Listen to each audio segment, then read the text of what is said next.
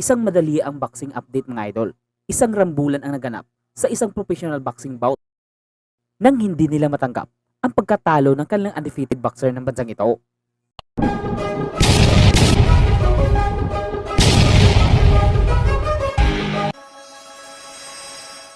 Noong nakarang araw ay napalaban ang undefeated boxer ng bansang Turkey na si Emirhan Kalkan at linabanan ang dayong boksingero na galing Russia na si Sergey Gorokov sa isang 12 round na bakbakan sa light heavyweight division. At ang labang ito ay para sa bakanting titulo ng Universal Boxing Organization. Kaliç giriyor 27 maçta 27 gol. Sağ kroşe gel. 16 galibiyetinin 11 tanesi Emirhan Kalkan. Profesörün üzerinde maç yok. Daha önce bitti karşılaşmaları. 12 ama rakibi daha önce Şu an maç biraz daha Trabzon'da Beşirli Spor Salonu'nda defalarca 10 roundluk mücadeleleri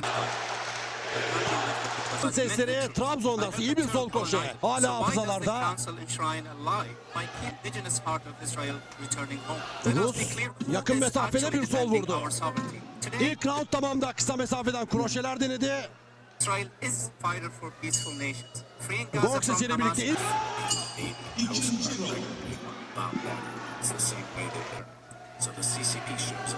ilk saniyeleri geride bıraktık.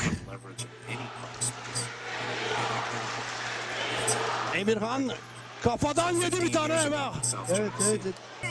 Ciddi kritik bir an yaşadık. Emirhan'dan.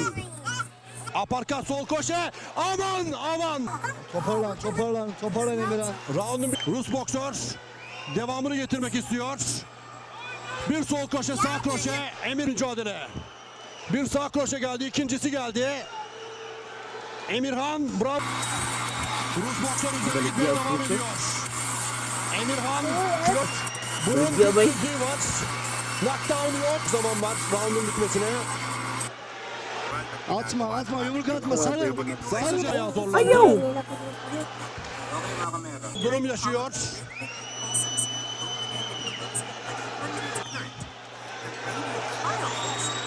Kontra vurdu şimdi Emirhan. Emirhan bir sol koşu. Ama Sa pangalawang pagbagsak ng undefeated boxer ng bansang Turkey ay itinigil na ito ng referee. Pero sa kasamang palad ay hindi ito matanggap ng corner ng undefeated ng boksingero.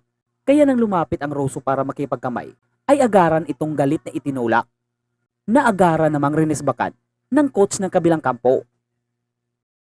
Kaya naman ang mapayapang boxing fight na ito ay humantong sa isang malaking rambulan.